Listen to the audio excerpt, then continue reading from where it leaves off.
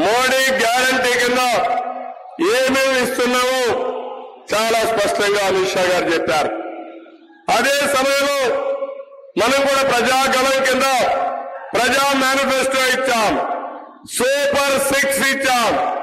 ఈ రెండు కలుపుకుంటే ఈ రాష్ట్రానికి ప్రజలకు ఎంతో ఉపయోగపడుతుంది. ఆ విషయం కూడా మీరు గుర్తుపెట్టుకోవాల్సిన అవసరం ఉంది. ఈరోజు నేను ఒక మాట చెప్పాను, ఏ విధంగా భవిష్యత్తులో అనుసంధానం చేస్తామో ఒక్క ఉదాహరణ మహిళలు.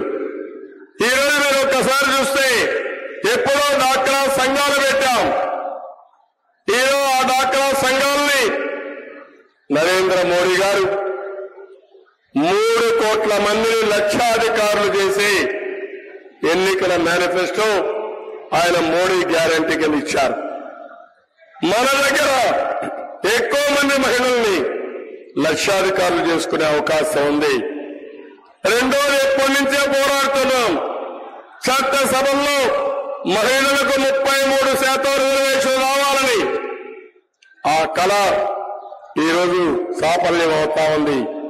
ఈ రెండే కాకుండా ఇక్కడికి వచ్చినప్పుడు మనం క్లియర్ గా మహాశక్తి కింద ప్రతి ఒక్క మహిళకి 1,500 రూపాయలు నెలకు, అంటే సంవత్సరానికి 18,000, 5 నెలల్లో 90,000 రూపాయలు ప్రతి మహిళకి ఇస్తాం.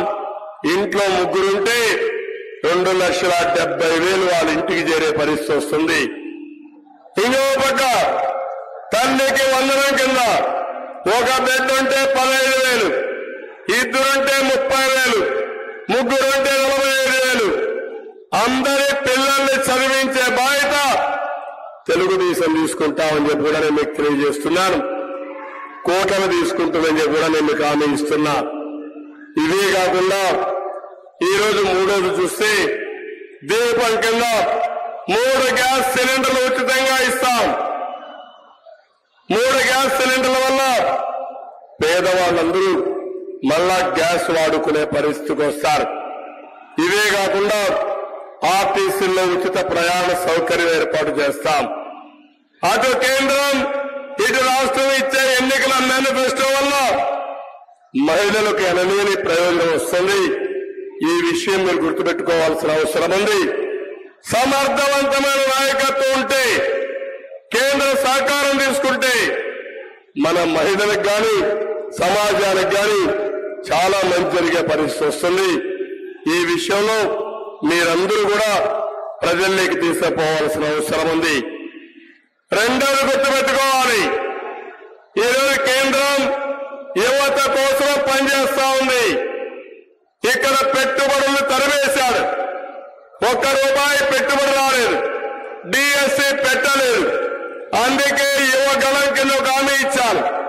తెలుగుదేశం వస్తానే, కూటమి వస్తానే మొదటి సంతకం మెగా డిఎస్సికే పెడతామని మీ అందరికీ హామీ ఇస్తున్నా.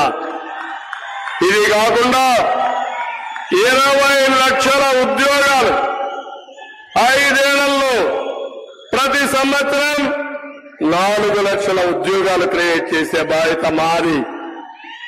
ఉద్యోగం వచ్చే వరకు 3,000 రూపాయలు నిరుద్యోగ భృతి ఇస్తామని చెప్పి కూడా నేను మీకు తెలియజేస్తున్నా.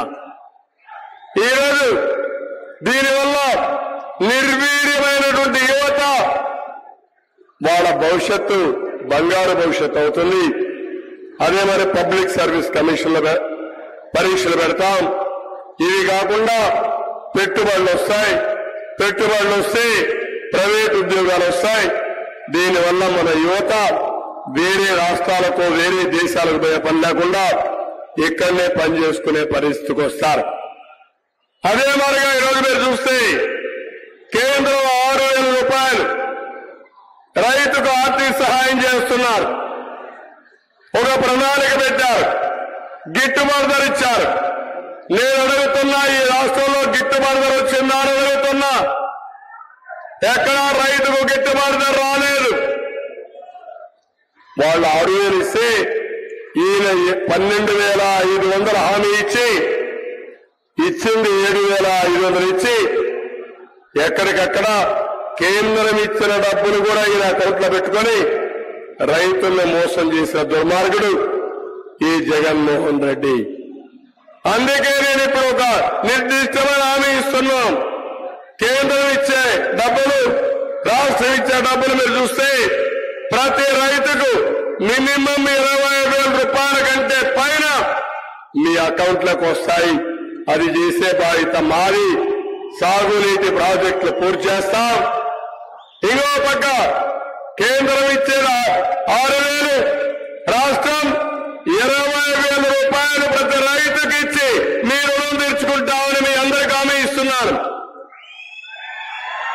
ఇదే కాకుండా రైతులను రాజుగా చేసే బాధ్యత మాది.